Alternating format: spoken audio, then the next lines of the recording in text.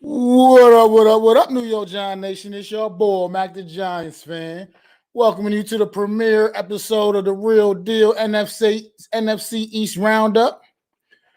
This is a show that I'll be bringing to you every Wednesday night for the rest of the season. Until the New York, at least until every NFC East team season is over. And I will be bringing it to you every Wednesday night. I wanted to come on last night, but I had some circumstances that caused me to have to push it off to today. Now, just to start off this stream, just wanted to let y'all know that this is going to be a show strictly about the NFC East every week, each and every Wednesday night. Like I said, be breaking down them Philadelphia Eagles, Dallas Cowboys, Washington football team, and of course the New York Football Giants. You know, this is only the first episode. It's going to be kind of like a partial show to how the show will be structured every week. Every week, when the season gets cranking, we'll be each week we'll be breaking down the previous week's action, and then we'll be also obviously talking about the upcoming week's action. We don't have no upcoming week's action this week because the regular season still don't start until next week. Officially until next week, and I'll have another show in which next week's show also be kind of like a partial show, also doing the same thing. The reverse of this will be breaking down the upcoming opening week games. So before further ado, let's just get this thing started, man. And the first game I was going to talk about was the Philadelphia Eagles versus the New York Jets this past last Thursday night. And as we all know, that game ended in a tie, 31-31. For what it was worth, it was the Eagles' probably best performance this past preseason, you know what I mean? But that ain't really saying too much considering they once again opted not to really play their starters at all. I mean, most of the cats that was playing are unemployed right now, to be quite frank. You know what I mean? So for what it's worth, I mean, they didn't play. The question mark for me is why Jalen Hurts once again did not get any reps. I mean, I feel like this kid truly could have used a few more reps than what he got this preseason. I mean, he played a couple possessions in the first preseason game against the Steelers, and then that was the last we've seen of Jalen Hurts, man. So we'll see if this kid's ready, man, next week when they take the field against the Falcons. But I'm kind of curious about that. But the quarterbacks they did play in this game, man, they went 23 for 30 for 279 yards, man. They threw a couple touchdown passes. Or should I say Joe Flacco threw a couple touchdown passes, where Nick Mullins, he didn't play horrible either. It was probably his best performance as well. Still wasn't good enough to keep his job in Philly at least. But, however, like I said, it's tough to gauge what the Eagles are truly going to be because we didn't really see their starters. We didn't see a lot of the guys that are going to be on this roster. But we don't know, man. So they're kind of like a mystery right now, man. They're running backs in this game. Their leading rusher in this game did not even make the team. Young guy Elijah Holyfield, 16 carries for 60 yards.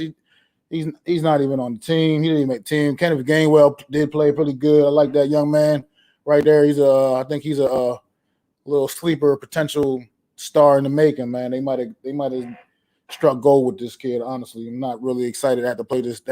My Giants have to deal with this kid in the division, man.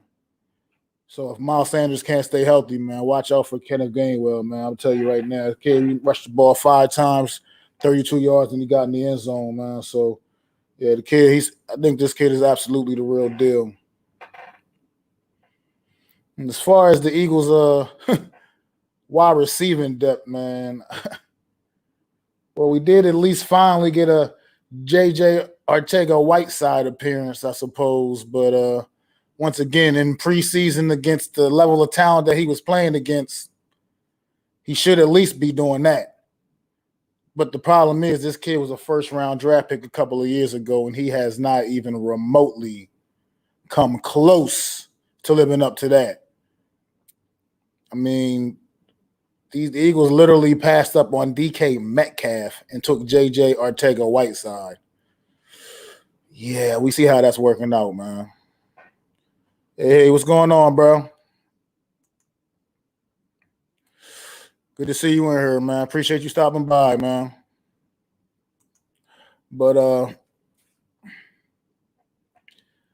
yeah, so it's hard to, once again, like I said, he had a couple catches, 57 yards, and he had the big touchdown. So, like I said, he had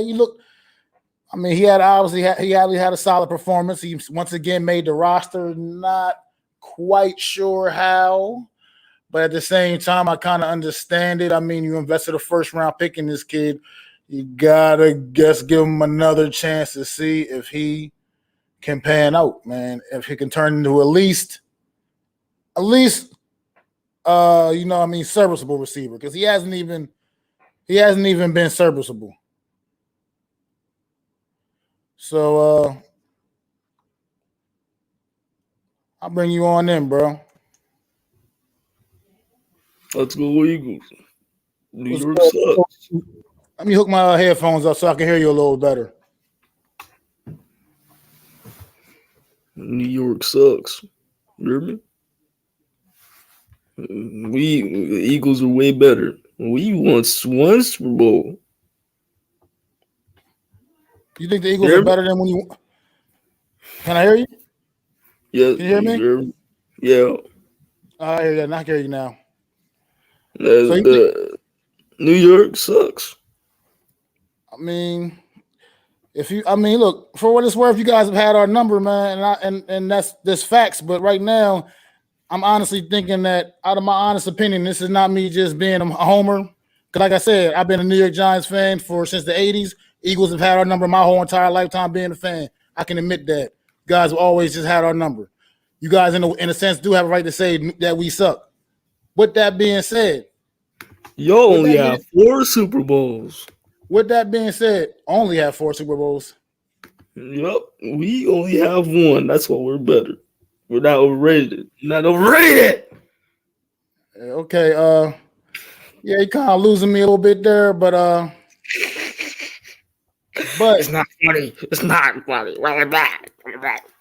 But the reality is, the Eagles, man, is just. This is honestly what I feel like is their worst roster they've put out. You guys lost on Sunday. Yeah, we lost. A preseason game meant nothing. You lost. You guys lost your preseason games too. You tied the Jets. Oh, shut up. At least we tied. All right, buddy. Yeah, I had to piece you up out of here, bro, because you was talking crazy, and I don't even know what you was talking about, man. So that's just how it's gonna have to be. But thank you for stopping by anyway. Appreciate it. Getting your little 2 cents in. But if any real Eagle person want to come out there and talk sensible, we can definitely do that. You know what I mean? We can definitely do that. You're definitely welcome. I go for any Cowboy person, any Washington football team person that may be out there. Stop on through. We can talk about it. You know what I mean? As like what I was saying, though, the Eagles defense also, they created a few turnovers in this game. But like I said, once again, it was a lot of guys that probably aren't even on this roster still anymore at this point. So I really don't even know I believe in the Eagles front guys up front. I believe they're absolutely legit up front. But that back end is suspect at best, man. It's suspect at best. So, you know what I mean? I see a lot of teams just airing it out on the Eagles defense, man. Like I said, if they can't create a lot of sacks, there may just be a problem, man. Your tight bucket suck. Yeah. So we're getting trolled. What's going on, Slay, man? The link in the description if you want to jump on, bro. I appreciate it if you would. I need somebody with some sense to get on here with me, bro. Somebody talking sensible. all these crazy trolls on here, man. I don't know what's up with that. But you definitely welcome to hop in, Slay, man. Give me your take on your boys. I'm talking about the Eagles right now, currently. So I wouldn't mind if you wanted to hop in, man.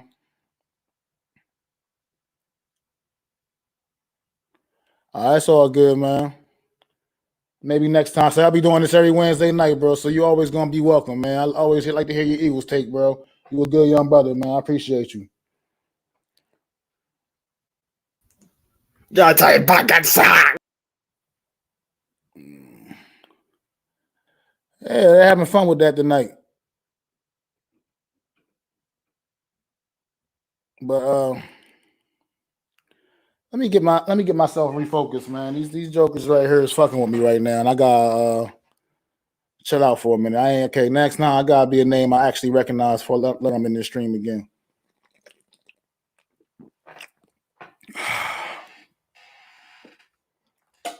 But like I was saying, man, the Eagles, man, to me, they're a mystery this year. To me, honestly, I think they're rolling out their absolute worst roster that they've started the season off with in quite some time. If I'm going to be honest with myself about the Eagles, like I said, I respect defensive linemen up front. They got big Fletcher Cox up there, Brandon Graham. Them cats are still, you know what I mean? They legit. They doing their thing. But like I said, they got going. I like the linebacker Singleton. He flies all over the field. He's the type of football player I just love. The kind of cat that just lets his hair down and goes fucking bananas. Appreciate all of that. But like I said, that back end is weak and it's suspect, man. Like I just don't even I don't even know what to say, man, about that secondary back there, man. I mean, other than Slay, to me, it's gonna be rough, man. I just don't see. I don't see how you're going to go up against, like, for instance, within its own division, a team like the Dallas Cowboys with the receivers they rolling out, man. I don't see how in the world you can possibly defend those guys with that secondary back there. But with that being said, all my life I've been living in this Philly area, so the Eagles, you know what I mean, they are one of those kind of teams, man. It's been pesky my whole life, so I'm never going to be ready to count them out, man. At the same time, this is about as confident as I've been that the Eagles are going to be the worst team in this division in a long time, man. They are pretty looking. I don't know. It just looks pretty brutal for me, man. That's just speaking honestly, man. They got pieces I like. I mean, I respect Miles Sanders. I wanted the Giants to be able to draft Devontae Smith. So obviously, I like what he brings to the table, and I still appreciate what Zach Ertz and Goddard can do. But yeah, I'm sorry, fella, man. I don't recognize you, and I had a couple of jokers already coming here on some bullshit. So, like I said, if any name I recognize, person I know for sure, yeah, I ain't letting you in on here, man. But so like I was saying, yeah, they got some pieces, and Jalen Hurts is still a big, huge question mark. He's a big unknown. So I just don't. I'm just not convinced, man. Right now, I can't see the Eagles even being all that competitive in this division, which is considered by many, and I guess until proven otherwise, is just a pretty weak division, man. So I really truly can't see the Eagles even being competitive in it. I think this is just not the season for them, man. I honestly think they might be rebuilding something, putting something back together. I'm really not sure what that is, but this is about the weakest roster I've seen the Eagles start a season with in quite some time. I just don't really understand. I don't know much about Nick Sirianni, but I don't know. Good luck with the Eagles, man. But I say good luck to them, man. But I just really think I can't imagine them doing any better than last in the division this year. And that's just facts. That's absolute just facts.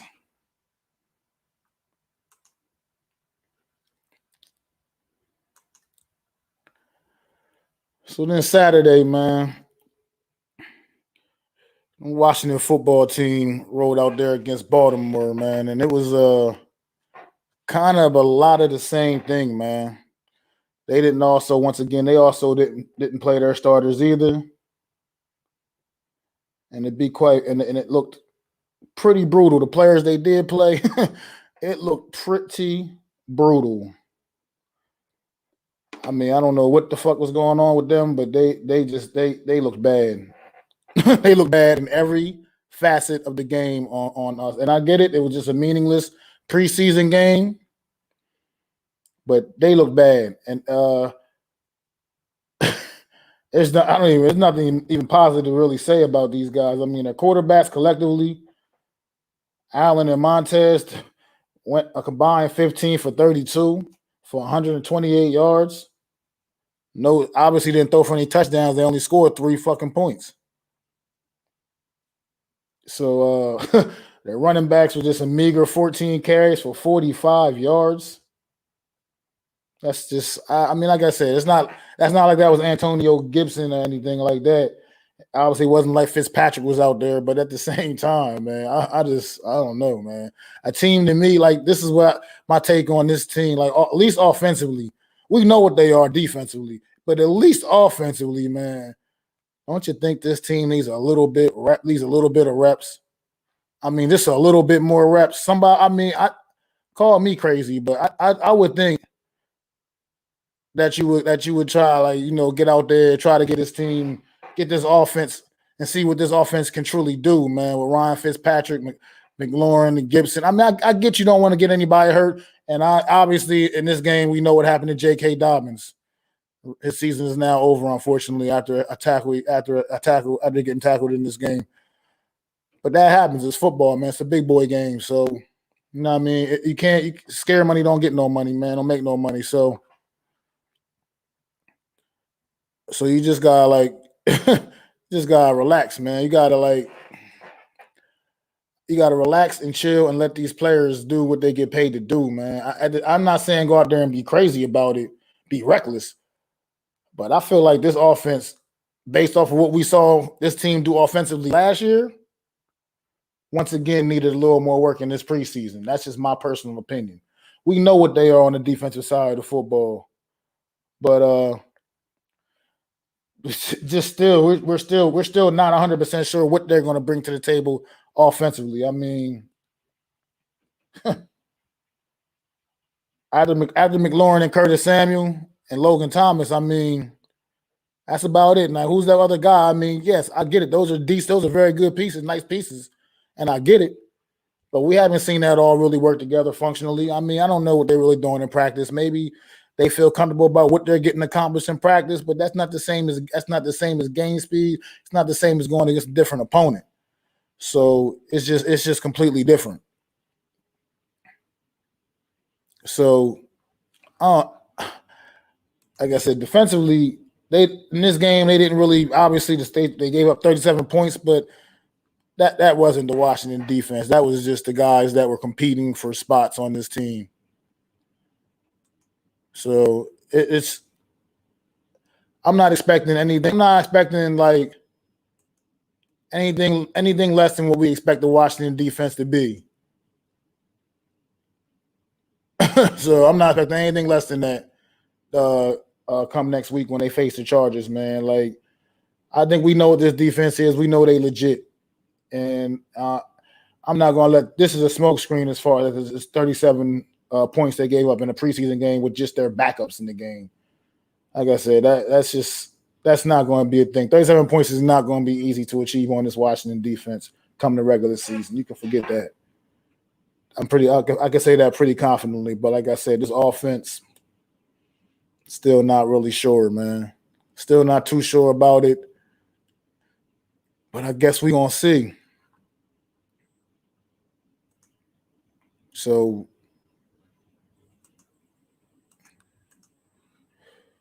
but great, just move on to the next game, man.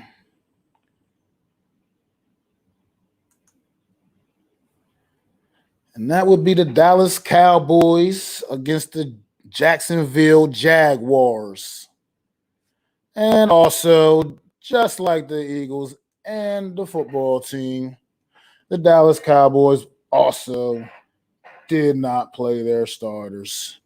And the guys that did play it looked pretty stagnant most of the game.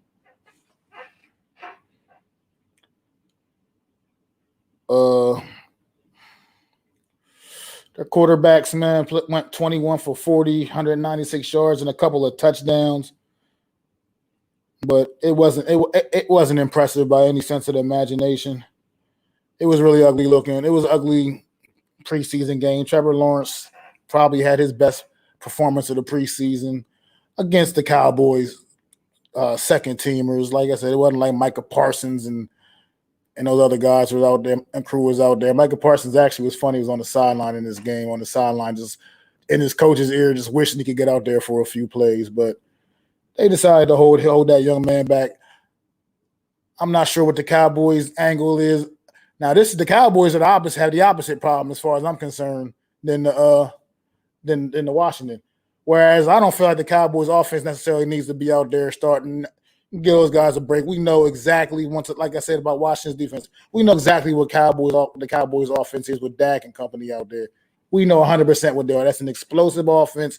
It is by far the best offense in this division, and none of the other ones are even close. Not even close. So we know what that offense is. They've been pretty much the same guys together for a few years, same couple years now, same core guys. So they're good to go. But that defense, man, was absolute Swiss cheese a season ago. And to be quite frank, it was Swiss cheese in this game too. Granted, it wasn't the guys that are going to be their starters, but it was their starters last year all season long. That was absolute Swiss cheese on defense, man. And that defensive unit against Trevor Lawrence and crew probably could have at least got a little bit of work while Trevor Lawrence and his starters for Jacksonville were out there. Probably should have gave that defense a little bit of work, man. But that's like I said, coaches make their own decisions, man. Do whatever they want to do. I mean, they didn't do much on the ground. I mean, 21 carries, 76 yards between three guys that I don't even know who they are. I don't even think these guys were even on the team. None of them. Nope. None of the running backs from this game on Sunday are even on the team anymore. They all apparently were cut and released. And obviously they didn't do too much in the receiving department either. A lot of guys, I mean, a couple of these guys might be on the team. I'm not 100% sure. Let's see. Yeah, a couple of them are. Yeah, a couple of the guys are on the team, but none that are actual noteworthy. No noteworthy names, obviously. Like I said, none of the big guys played. But yeah, once again, it was a pretty ugly performance by the Dallas Cowboys, man. But at the same time, they didn't have their starters in either as well. So we also, once again, we know what they are on offensively. I was really curious to see what they were going to be about defensively this year, because last year was pretty brutal for that team, and I was curious if they actually upgraded the way a lot of Cowboy fans believe they did. I think that they're absolutely pretty solid up front, but also like the Philadelphia Eagles, I think they are going to get it aired out on them by pretty much everybody they play. I think every Dallas Cowboy game will probably be an absolute shootout, because as much as that defense is going to be giving up, the Cowboys offense can definitely give it the hell back. I must admit that. I mean, this offense is absolutely smoking, man. As long as Dak can stay healthy, the offense absolutely is smoking, man. That's just facts. No other way to sugarcoat it. Best offense in the division, not even close. Not even a close second in that category until somebody proves otherwise. Not even a close second. Cowboys are far and away the best team offensively in this division. And so now let's go and just move on here.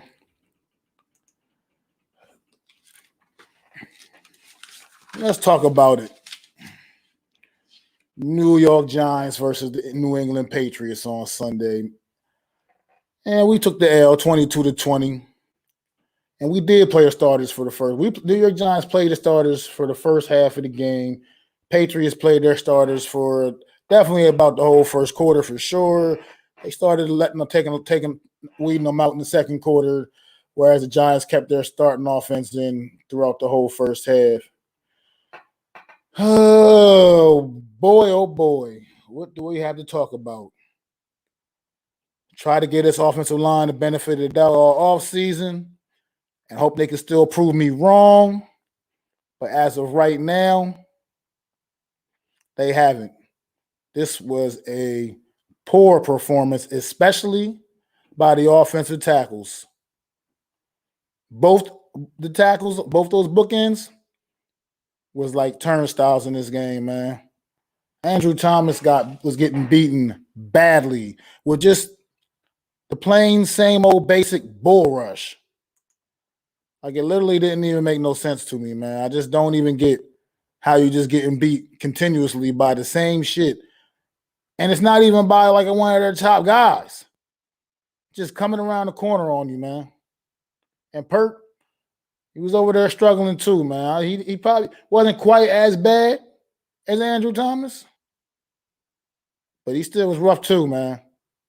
He was still rough. And Daniel Jones, man, he's going to still remain a question mark, man, even off the heels of this performance.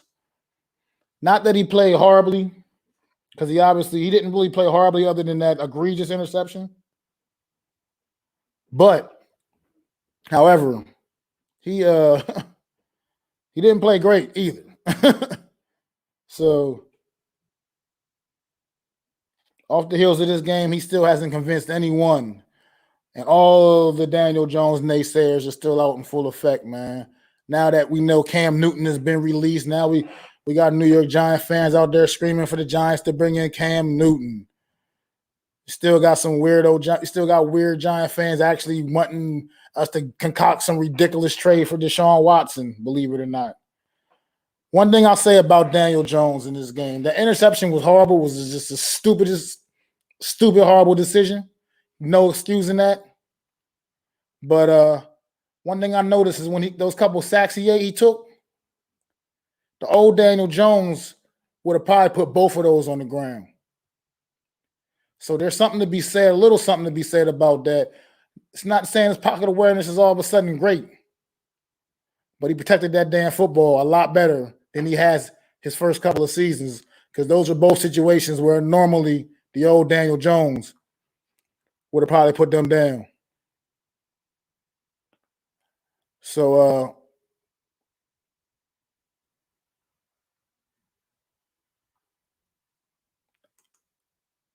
I'm just so I'm just still kind of confused. I'm still curious. I think I still believe that you give Daniel Jones might not be a special guy type of quarterback, but I think he's a quarterback that got enough tools that as long as the pieces around him are completely right, that's not just the specialty players on the outside, but that offensive line, they got to be able to protect them. They got to be able to block. And I know I get it that Saquon Barkley will also make a huge difference on Daniel Jones, but at the same time, you can't just depend on that, man. We still need this guy to step up, man, and be the leader that we drafted him to be, man. And I want to believe in him, man. I mean, he was 26 for 39. He was 17 and 22 for 135 yards and a touchdown pass. But like I said, he had that horrible interception. I mean, Mike Glennon was pretty solid in this game too, man. 9 to 17, 147 through two touchdown passes, and almost tied the game up late in the end. But with that being said, man, yeah, Daniel Jones, he has to like in order for this to work, man, that old line has got to come together, man, because clearly this guy, I think he's proven that he's not going to be some necessarily special type of like next level Patrick Mahomes type of quarterback. He's not going to be that ever. But he, like I said, he can be a serviceable starter in this league with the right pieces around him because he just absolutely has the tools. I mean, I look at him like a poor man's Josh Allen, you know what I mean? Because he's kind of built in that same mold, just definitely lacks the instincts Josh Allen has. And he just doesn't have that extra special quality. Like I said, he needs more of the pieces to just be right around him. And I think if we get that right, Daniel Jones can flourish this year in this offense, get Kenny Golladay healthy back on the field, which I'm seeing that it's leaning back towards in that direction. Still not quite sure if we're ready for week 1, but optimistic about it. Saquon Barkley, they can say whatever they want. They can keep telling the media whatever they want. Saquon Barkley is going to be on that field against the Denver Broncos week 1. And I'm 100% confident in that, unless he has some kind of weird setback at practice, literally. But as of right now, I can't see nothing that's going to keep him off the field week 1 against the Denver Broncos. So that right there in itself should be a big boost for Daniel Jones, because for what it's worth, last year in the Pittsburgh game, first game of the season, when pretty much the only whole game he played with Saquon Barkley last year, Saquon had probably his worst game of his career. Daniel Jones possibly had his best passing day of the season, passing night of the season, barring his obvious couple of interceptions he had in that game as well. But as far as just getting the ball downfield, because Pittsburgh made a conscious effort to stop Saquon Barkley in that game, which opened up things for Daniel Jones down the field, which is pretty much going to be the philosophy most teams have. They're going to make a conscious effort to stop Saquon Barkley, and that just opens things up automatically for Daniel Jones. Like I said, Wayne Gallman came in and played admirably last year in Saquon Barkley's absence, but he ain't Saquon Barkley. And defenses weren't going to show him that same kind of respect, which meant they're going to make it harder for Daniel Jones. They don't have that luxury. And now with receivers on the outside like Kenny Golladay, Kadarius Toney can get him together, see what he can do. Everything, all the little things he brings to the table, never know. That's all I'm saying. And I think for what it's worth, the New York Giants, and I'm not just saying this to be a homer, is the most complete team in this division on both sides of the football as far as most balanced team. You know what I mean? And they obviously don't have the best offense and don't quite have the best defense, but as a balance, they're more balanced than the rest. They're not like so much more like the Cowboys are way really impressive offensively, way more impressively offensively than they are defensively. Whereas the Washington football team, the opposite. Defensively, they're very impressive. They're one of the best defenses in the league. But offensively, we don't really know what this team is. And the Eagles, we just don't know what they are at all, period, anymore. I just don't know what to say about that team, honestly. We don't know what they really are. I'm right here in Eagle country, and a lot of their fans seem to be very optimistic about this season. I'm not sure, man. I don't really get it, man. So if maybe they can prove me wrong, I don't think they will. But I've seen some crazy shit happen over my years watching football, man. And the Philadelphia Eagles have been a thorn in my side always. But back to my point I was making though, the New York Giants wide receivers, man. They not wide receivers. The New York Giants are the most balanced team in this division. I'm not, like I said, not just saying that being a homer. I'm saying that because I actually believe it. I believe it to be true. Balanced team. Like I said, not the best offensive team, not the best defensive team. But I believe they are legitimately the second best offensive team and the second best defensive team, which to me totally makes them probably the most balanced team. That's where I'm getting my theory from when I say that. You know what I mean? Like, I'm not just blowing smoke out my ass. You know what I mean? Like, that's just what it is. Defensively, in this last game against the Patriots, the defense, they had 4 sacks. You know what I mean? Blake Martinez had an amazing interception where he just ripped the ball away from, I believe it was Jacoby Myers. I mean, I think our defense is going to be absolutely legit. You ain't seen nothing yet. All you seen is all this little vanilla-based stuff in the preseason. Patrick Graham got something for you. What's good, Reek? How you doing, bro? If you was trying to jump on real quick for a minute or something, man, I put the link in the description, man. But yeah, I think I like I said, I'm just saying that because I believe it's true. The New York Giants, to me, are the most balanced team. And that's why I believe the Giants are going to win this division. That's why. I mean, you can say what you want to say. We didn't play for what it's worth.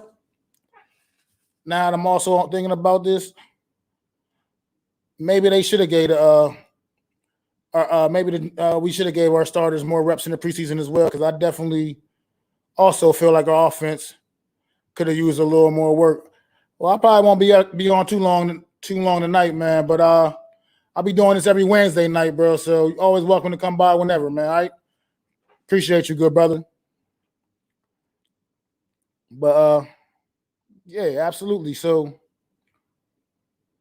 the defense, our New York Giant defense, I think right now is the slept on unit right now this offseason. I think that the New York Giant defense is absolutely the most slept on unit, because people seem to forget that this was a top 10 defense a year ago, and it seems to be absolutely forgotten. Because right now everybody's just talking about how amazing Washington's defense is, which it is, and I give them all the props in the world. But our defense ain't truly that much worse than Washington's. They're not like head and shoulders superior to the New York Giant defense. I'm sorry. They're very good. Like I said, I'll give them the nod. They're the best division in the division, best defense in the division. But it's no way, man. They're not so much better than the New York Giant defense.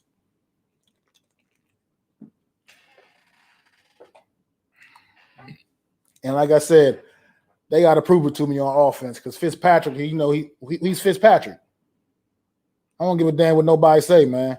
He's gonna do what he do, man. He's gonna have those few games, little 3 games or so. It's gonna be Fitzmagic, yeah, Fitzmagic, and then he's gonna come back and be Fitzpatrick, the same guy he's been his whole entire career.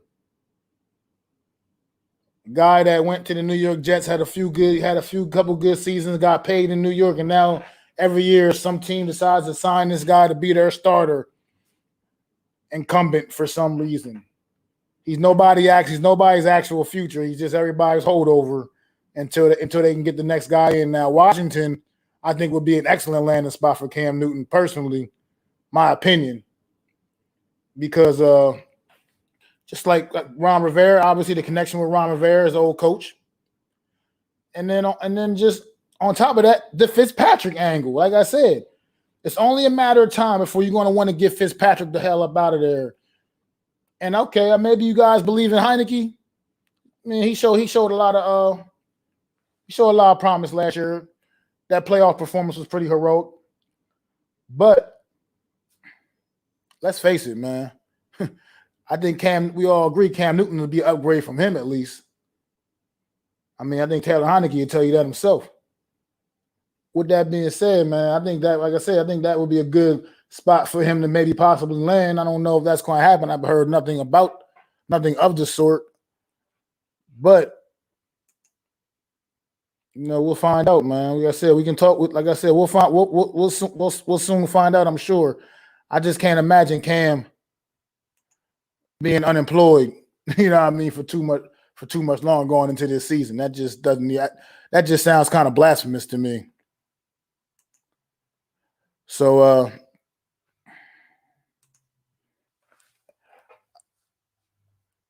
I don't even really know where else to go about this, man. Like, I just ready for the regular season to get kicked off. Ready to talk about some real football. This was kind of like a little tester.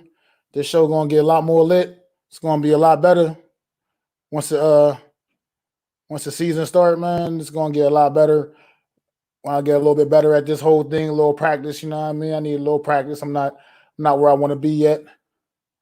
But at the same time, this show, I'm going to deliver everything NFC East about this show. Like I said, it'll be coming on each and every Wednesday now. I know it's a Thursday this week, but like I said, I had circumstances last night that caused me to have to postpone the show till today.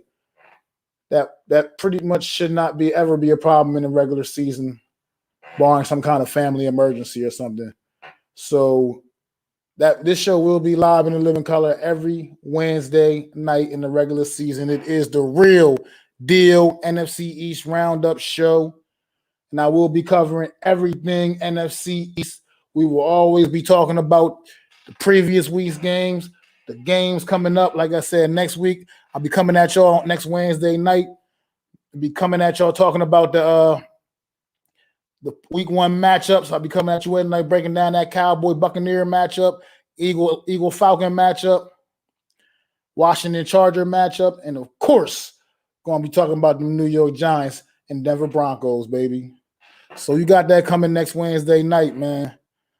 For right now, man, I'm going to say thank y'all for coming out, man. Appreciate y'all for listening, man. But yeah, I'm about to peace up out of here, man. It's definitely been fun.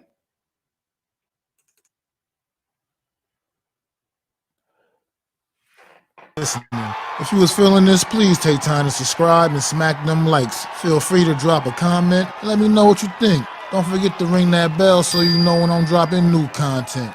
It's your boy, Mac the Giants Fan. You can find me on Twitter, YouTube, and Facebook at Mac the Giants Fan. That's MACDA Giants Fan.